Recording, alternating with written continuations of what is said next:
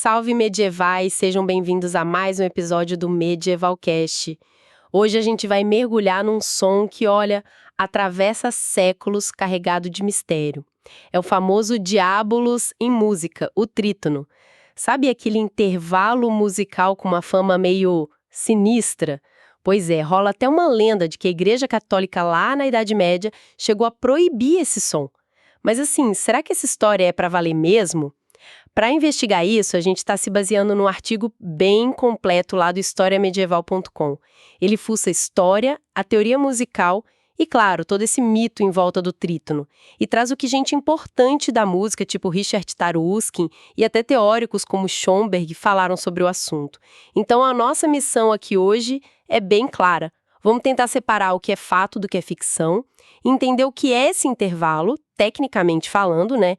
Por que ele ganhou essa fama de coisa do diabo e como é que a música ocidental lidou com ele e ainda lida, né? Vamos lá, vamos desembrulhar essa história. Para começar, então, o que é exatamente um trítono? De um jeito simples, é a distância entre duas notas que cobre 3 tons inteiros. Pensa, tipo, num Fá e num Si natural no teclado. São 6 semitons, é exatamente metade de uma oitava. E aí, dependendo de como ele aparece na música, a gente chama de quarta aumentada ou quinta diminuta. É um dos pontos-chave para entender por que ele soa tão particular. O Walter Piston, um teórico musical bem importante do século XX, chegou a dizer que o trítono é, tipo, o intervalo mais instável de todos. É um som que quase pede, sabe? Implora por uma resolução para ir para um lugar mais confortável para o ouvido. Se a gente pensar na física do som, nas frequências, ele não tem aquelas proporções matemáticas simples e perfeitas que os gregos antigos e o pessoal da Idade Média valorizavam tanto. Tipo a oitava, que é 2:1, ou a quinta justa, 3:2. Essas proporções eram vistas como um reflexo da ordem divina do universo, né?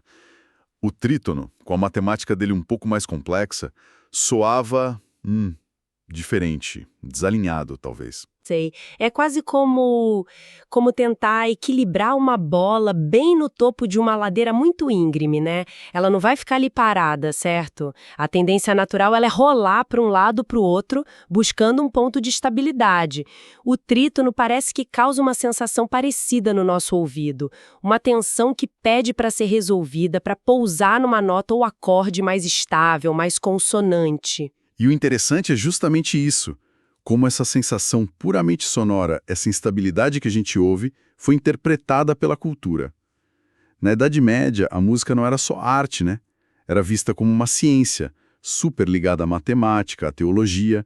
A harmonia da música, o tal ordo musicus, devia ser um espelho da harmonia do cosmos, o ordo universi. E aí, nesse esquema todo, uma dissonância forte como o trítono podia ser vista como, sei lá, um ruído nessa ordem perfeita. Uma pequena rachadura no espelho divino, entende? O que leva a gente direto para a grande questão. A lenda da proibição pela igreja. E aqui, olha, a coisa fica bem curiosa. Porque historiadores muito respeitados, como o Richard Taruskin, que a gente mencionou, argumentam que essa ideia de uma proibição formal, oficial, é na verdade um mito. Parece que tem mais a ver com a nossa imagem moderna de uma Idade Média obscura, sabe? Do que com os fatos históricos. Pelo que eles pesquisaram, não existe nenhum documento oficial, nenhuma bula papal, nada que diga proibido usar o trítono. Exatamente. A expressão diabolos em música, o diabo na música, ela tem uma origem bem mais, digamos, prática, pedagógica até. Ela apareceu lá no contexto do ensino de canto, ligada àquele sistema de hexacordes, que era tipo uma escala móvel de 6 notas desenvolvido pelo Guido d'Arezzo, um monge italiano lá do século XI.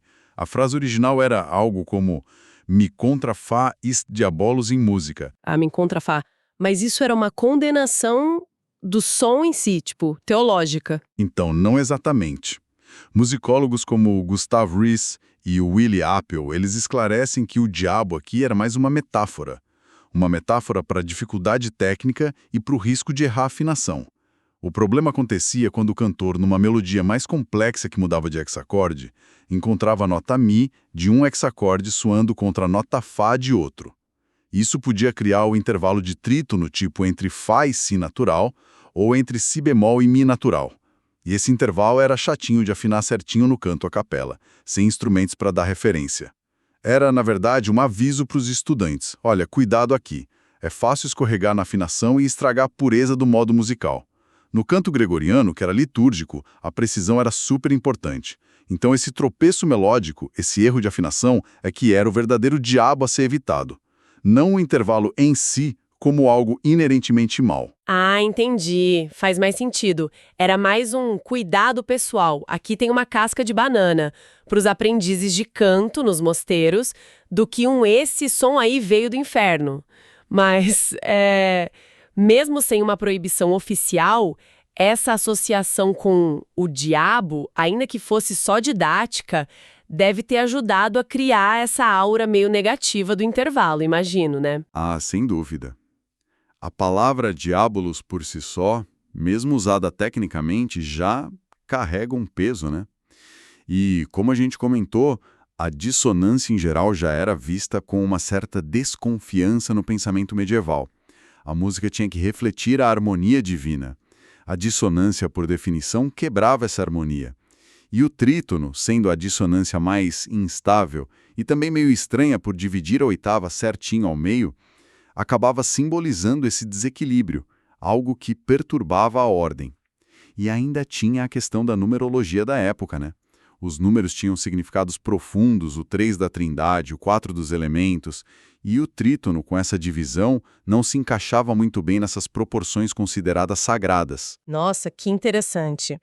Figuras importantes como Santo Agostinho, Boécio, eles já escreviam sobre a harmonia como um reflexo da perfeição divina. E a dissonância como uma imagem sonora da imperfeição, talvez até do pecado. E séculos depois, lá pelo século XIV, um teórico chamado Marqueto de Pádua descreveu a dissonância de um jeito bem poético, né? Como o movimento do espírito inquieto que está sempre buscando repouso na consonância. É quase uma metáfora sonora da nossa própria busca por paz, por redenção. Exato. É fascinante ver como um conceito musical se mistura com filosofia, com teologia. Totalmente. Mas a música, claro, não parou no tempo. Como é que esse som inquieto foi tratado depois da Idade Média? Pois é. A relação com o trítono foi mudando bastante. Já no Renascimento, ali entre os séculos XV e XVI, compositores geniais como Josquin des Prez, Palestrina, eles começaram a usar o trítono de forma mais consciente, mais controlada. Ele não era só evitado, passou a ser uma ferramenta expressiva, uma dissonância que era preparada com cuidado e depois resolvida, para criar momentos de tensão e, logo depois, alívio. O teórico Zarlino, lá em 1558, ainda dizia que era um som áspero e duro, mas admitia que era importante, necessário até, para realçar a beleza das consonâncias. É como usar uma sombra para fazer a luz brilhar mais forte, sabe? Entendi. E essa tendência continuou no período barroco? Imagino que sim. E se continuou. Intensificou-se e muito. No barroco, ali nos séculos XVIII e XIX, surgiu a famosa teoria dos afetos, a Affektenlehre. A ideia central era que a música devia e podia retratar emoções humanas bem específicas, alegria, tristeza, raiva, medo, de forma quase que visual, pictórica. E aí o trítono, com toda aquela carga de instabilidade, virou um recurso assim valiosíssimo para pintar esses quadros emocionais mais sombrios, mais agitados. Tem exemplos disso? Muitos. Pensa no Monteverdi, por exemplo. Ele usava dissonâncias e trítonos para dar uma força incrível a palavras como morte ou sofrimento nas óperas e madrigais dele. Ou então pense em Bach, nas Paixões. Tem um momento super famoso na Paixão segundo São Mateus. Sei qual é. Onde um trítono bem cortante, fácil e natural, na orquestra acompanha a descrição de Cristo gemendo em agonia. A música ali não está só fazendo fundo, ela está interpretando, está intensificando o drama humano e divino de um jeito visceral. A própria Contra-Reforma, o movimento católico da época, Viu nesse poder expressivo da música, incluindo o uso controlado das dissonâncias, uma ferramenta muito poderosa para tocar o coração dos fiéis. Aquele antigo diabo técnico, agora, virava parte do grande teatro da fé. Caramba, que virada! De quase um erro técnico a uma ferramenta para expressar emoção profunda. E depois do Barroco, no período clássico, com Haydn e Mozart, o que aconteceu com o trítono? Aí vem talvez a maior reviravolta de todas. No classicismo, século XVIII, com esses mestres como Haydn e Mozart, o trítono não só é aceito, como ele se torna fundamental, essencial para a própria estrutura da música tonal. Ele é o coração do famoso acorde dominante com sétima. Sabe aquele acorde super tenso que cria a maior expectativa possível de resolução no acorde principal, na tônica? Sei, aquele que parece que está pedindo para resolver. Esse mesmo. Toda a lógica da tonalidade que dominou a música ocidental por séculos depende dessa dinâmica de tensão e resolução. E o trítono é o motor principal dessa tensão. Como disse o Piston, talvez de forma um pouco exagerada, mas no fundo correta. Sem o trítono, não haveria tonalidade. Peraí, isso é incrível. O intervalo que começou com essa fama de diabolos, de perturbador da ordem, virou a engrenagem central que faz a máquina toda da harmonia clássica funcionar. A ironia disso é deliciosa. Exatamente isso. Uma ironia e tanto. Mas a história da música nunca é uma linha reta, né?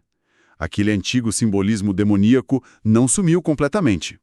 No romantismo, lá no século XIX, ele volta com força total. Só que agora de um jeito mais consciente, mais teatralizado. Compositores como Franz Liszt, por exemplo, usaram o trítono de forma quase obsessiva em obras como A Valsa Mefisto ou A Totentanz, A Dança da Morte, para evocar um infernal, um macabro, sobrenatural. Liszt via a dissonância como um fogo purificador, e o trítono virou um símbolo sonoro da transgressão, do proibido, até de uma certa beleza meio perigosa, como analisa o musicólogo Lawrence Kramer. E o Berlioz também, né? Na Sinfonia Fantástica, especialmente naquela cena do Sabá das Bruxas, o trítono tá lá, marcando presença. O diabo estava de volta ao palco, mas agora como um personagem romântico, cheio de paixão e excessos. E aí chegamos ao século XX. A música passou por mudanças radicais.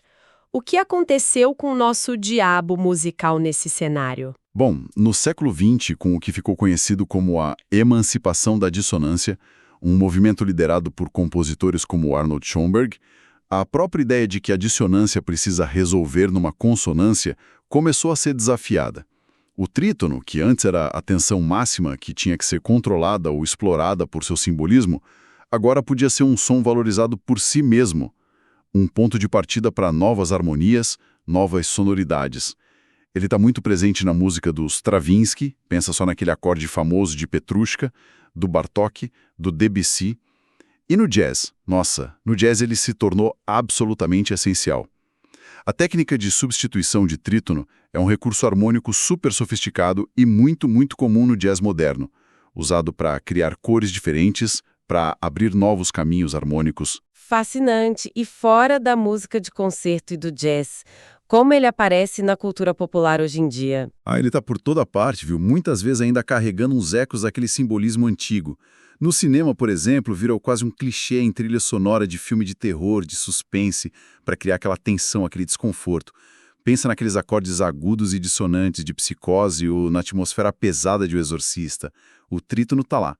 E claro, no heavy metal, aquele riff famoso da música Black Sabbath, da banda Black Sabbath, é basicamente um trítono, sol e dó sustenido, tocado bem lento, pesado. Cria aquela sensação sombria, ameaçadora, que virou marca registrada do gênero. Bandas como Slayer chegaram a batizar um álbum de diabolos em música. O musicólogo Robert Walser argumenta que o metal usa o trítono não só pelo som em si, mas como símbolo de rebeldia, de ir contra as regras. Sabe? Transformando o antigo mal numa metáfora de poder, de autenticidade, de liberdade artística. É impressionante ver essa trajetória toda. Mas por que será que esse intervalo específico continua tendo esse poder sobre a gente? Mesmo que ninguém mais acredite literalmente em diabos musicais, né? Tem alguma explicação na ciência do som, na psicoacústica? Tem sim, a psicoacústica moderna dá algumas pistas interessantes. Estudos como os do Fred Lerdow e do Ray Jackendoff sugerem que o nosso cérebro tem uma tendência meio que natural a procurar padrões e a querer resolver tensões harmônicas, principalmente as baseadas em relações de frequência simples, aquelas perfeitas que a gente falou. O trítono, com aquela simetria dele que divide a oitava ao meio e as proporções acústicas mais complexas, ele meio que frustra essa expectativa do cérebro. Ele cria o que alguns pesquisadores chamam de tensão cognitiva não resolvida. E isso pode até ativar áreas do cérebro ligadas a alerta ou até a um certo desconforto. Por Leoniene, pegou essa resposta, que talvez tenha uma base fisiológica, e foi vestindo ela com camadas e camadas de significado ao longo dos séculos. O perigoso, o proibido, o demoníaco. O corpo sente a desordem no som, e a cultura deu um nome e uma história para essa sensação. E essa carga simbólica é tão forte que ela persiste até hoje, né? Mesmo fora do contexto religioso original. O trítono continua sendo uma ferramenta super poderosa para compositores de todos os estilos, da música erudita contemporânea até trilha de videogame, justamente por conseguir evocar essa sensação de instabilidade, de algo fora do comum, talvez até meio perigoso. Então, para a gente amarrar tudo que a gente conversou aqui, o trítono começou como um desafio técnico para os cantores lá da Idade Média, ganhou essa fama meio exagerada de proibido pela igreja, carregou um peso simbólico ligado à ideia de desordem cósmica, depois foi sendo domesticado, usado para expressar emoções fortes no Renascimento e no Barroco, virou um pilar da estrutura da harmonia no classicismo, ressurgiu como símbolo do demoníaco e da rebeldia no romantismo e finalmente foi meio que celebrado na sua própria instabilidade na música moderna e super apropriado pela cultura pop. E o ponto principal, aquela história da proibição formal pela igreja é em grande parte um mito. Um mito que nasceu de uma mistura de cautela pedagógica, muito simbolismo medieval e, claro, muita reinterpretação depois. Exatamente. E o que eu acho notável nessa história toda é como a música ocidental parece ter essa relação dialética com a dissonância. A beleza, muitas vezes, nasce justamente do conflito, da tensão, que busca ou, às vezes, até evita a resolução. A própria ordem harmônica clássica, como vimos, dependia crucialmente desse intervalo diabólico. A história do trítono acaba refletindo, de um jeito muito interessante, a maneira como a nossa cultura lidou com ideias como ordem e caos, razão e emoção, o sagrado e o profano. Como disse o Taruskin, é parte da história de como a gente aprendeu a amar aquilo que antes temíamos. Olhando por esse lado, o trítono quase vira uma metáfora sonora para nossa própria complexidade humana, não acha? É o som da imperfeição que acaba impulsionando a mudança, da tensão que gera criatividade, talvez até do livre-arbítrio musical, né? O escolha de seguir um caminho harmônico que desafia o que era esperado. É nesse espaço sonoro meio desconfortável, nesse diabo reinterpretado, que muita arte significativa aconteceu e continua acontecendo. Isso me faz pensar numa última provocação, talvez para quem está nos ouvindo.